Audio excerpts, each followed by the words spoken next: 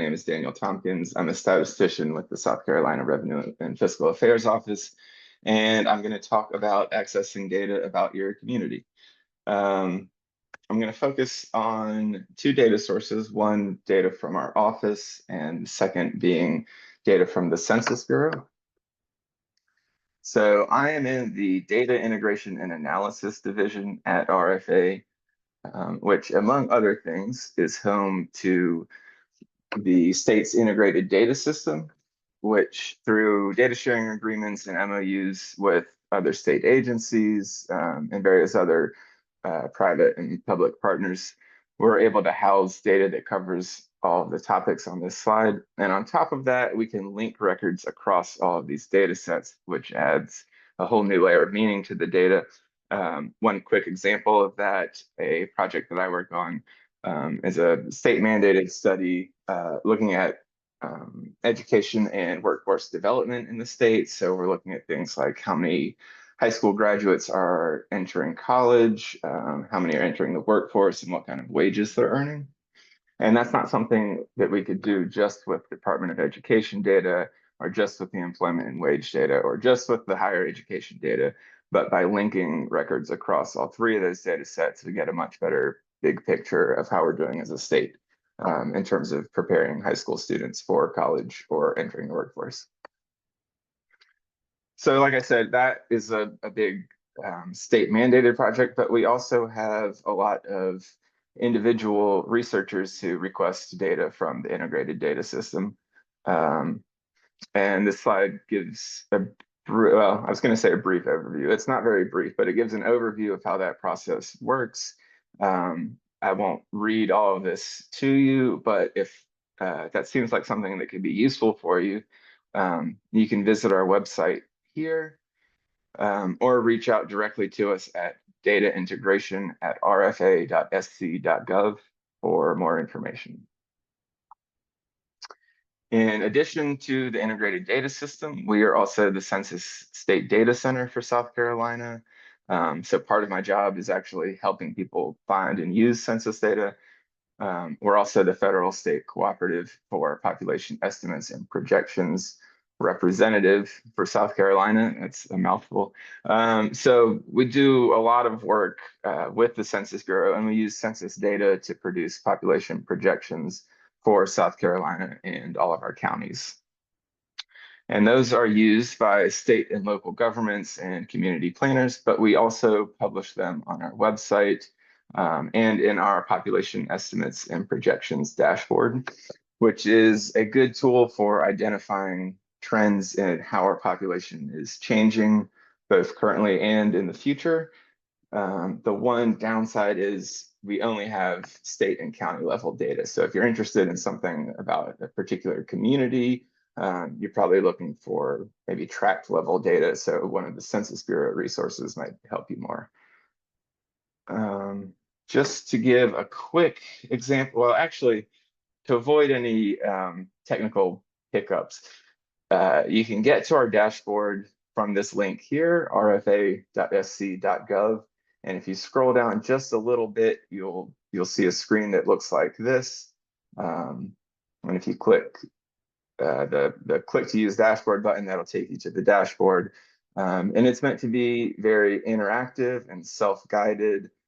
We do have directions that you can toggle in and out of view along the way. And also if graphs and visuals and interactive dashboard stuff is not your cup of tea, if you're more of a data user, you can also download the data directly from our website. And we also have some links from the dashboard to some other useful websites, including Department of Public Health vital records, which we use to make our projections, as well as a few different Census Bureau websites. So that brings us to the second part of the presentation, census data. I'm sure we're all aware of the decennial census. Every 10 years, the Census Bureau counts everyone in the country. But there's a lot more data that they provide than that. There's over 130 different surveys and programs. Some of the more popular ones are the Population Estimates Program, which produces estimates for every year between each decennial census. So 2021 through 2029, and then we'll have the 2030 decennial census count, and then we'll start a new set of estimates based on that count for 2031 through 2039 and so on.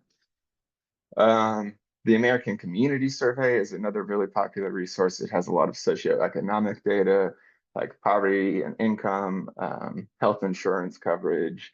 I've even seen something about the type of fuel used to heat your house. So all kinds of interesting data out there. There's an economic census that's conducted every 5 years. Okay, so before you can go looking for data, you need to know the area that you're looking for, or the area that you're interested in, and how that corresponds to census geographies. So this slide is showing all of the geographies that the Census Bureau reports data for. This column going up the middle, all of these geographies fit nicely inside the next one. So you would never have a census tract with one half in one county and one half in another county. But you could have a census tract where half of it lies in one voting district and another half lies in another different district. So I don't think it's common knowledge to know where all of these various boundaries are. I couldn't tell you what census tract I live in. So there are a couple resources to help with that. The first is our own district locator tool. This is the mapping section of our website, rfa.sc.gov/mapping. And if you scroll down to this middle card here with the thumbtack in it that says district information, that will pull up a dashboard with a disclaimer that you're welcome to read in more detail on your own. So you can type in any address here and it'll pull up all of the districts that that address falls in. So the state House district, the state Senate district, US congressional district, the county, municipality, council district, so on and so forth. So we don't have stuff like census tract and census block. So you can use this census geocoder tool.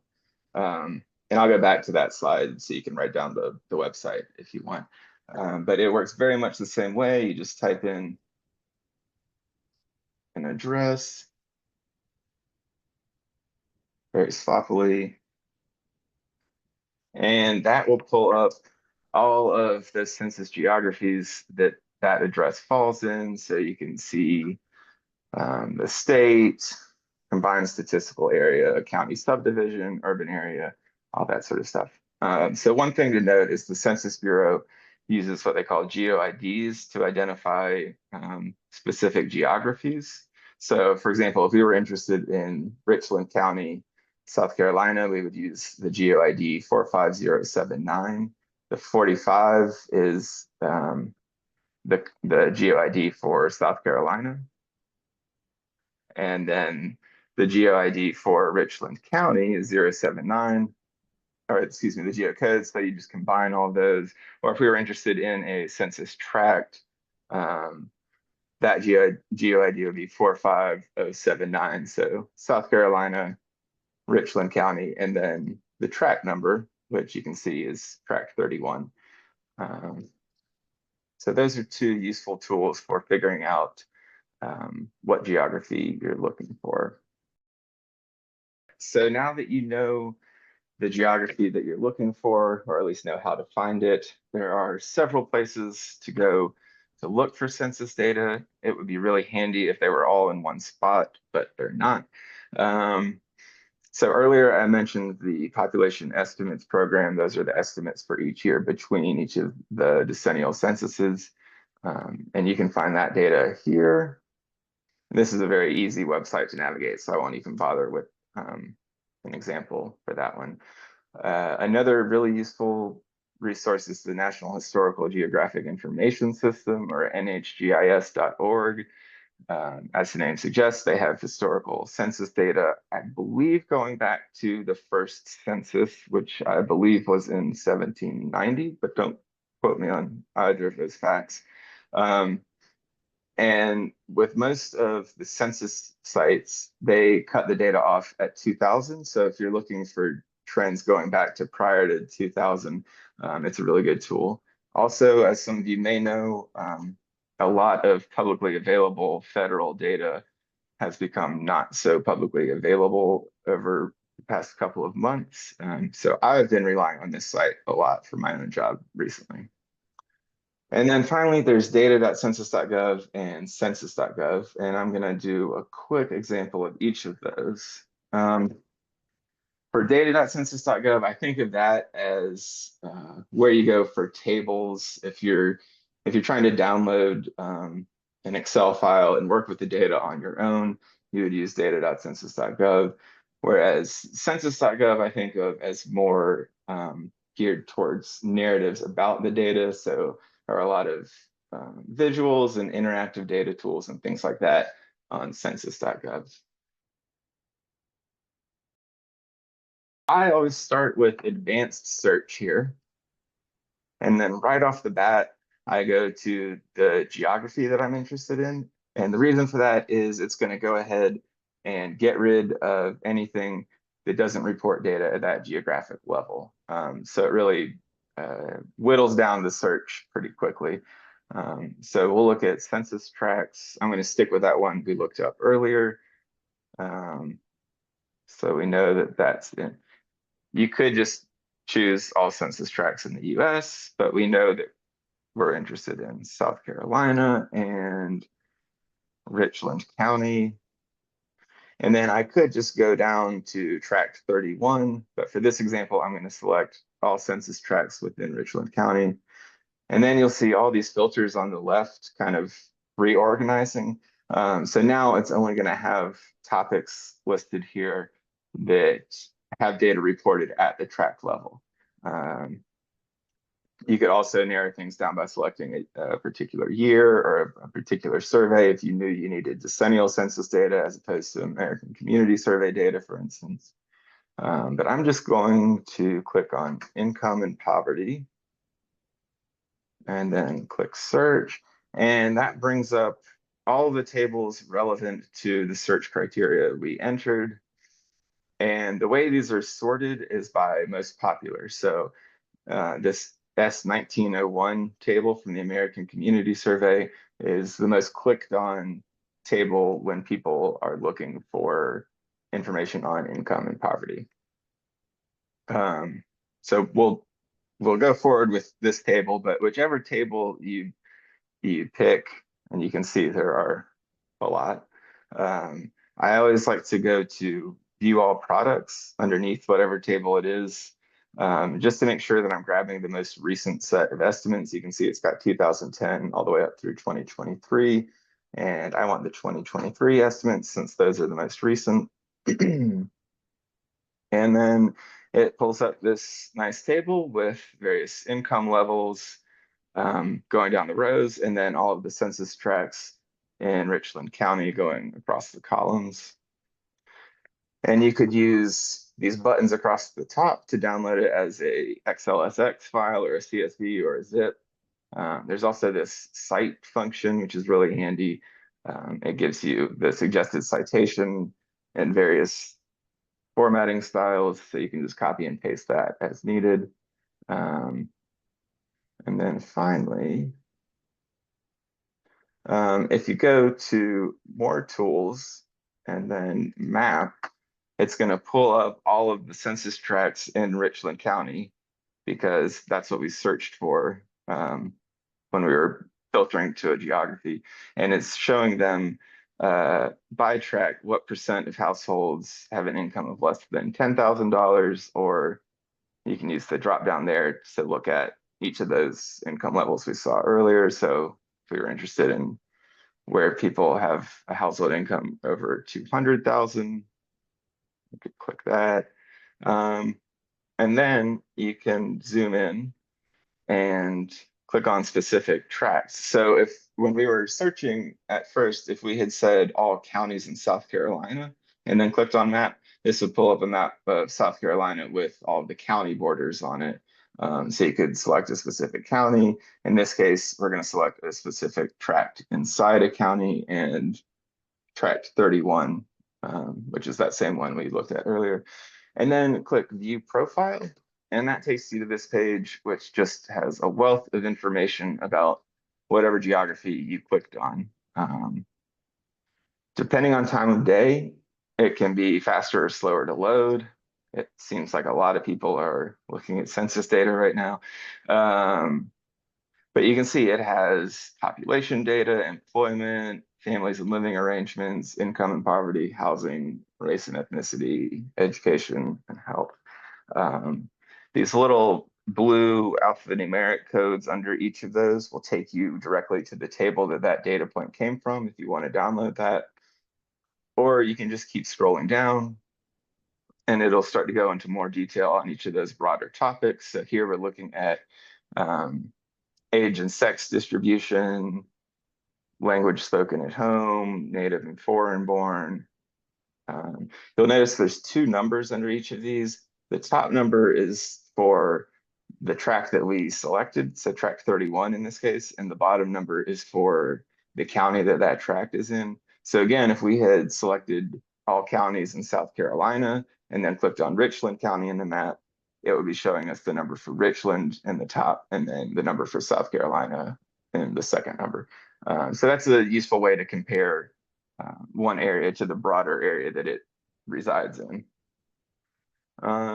So I'll just keep scrolling down some, depending on how fast it's loading, not very. But you get the idea that there's a lot of really detailed information on all of these topics along the top. You can also jump directly to one of these topics instead of scrolling through everything. And slowly but surely, it's going to pull up much more detailed race and ethnicity breakdown for that tract. So that was an example of data.census.gov. So the Census Bureau defines community resilience as the capacity of individuals in a household to prepare for, absorb, respond to, and recover from a disaster. So they look at two different things here. One are components of social vulnerability, and the other are risk of various natural disasters. So components of social vulnerability include things like an income to poverty ratio less than 130%, unit level crowding, lack of health insurance, lack of vehicle access, lack of internet access.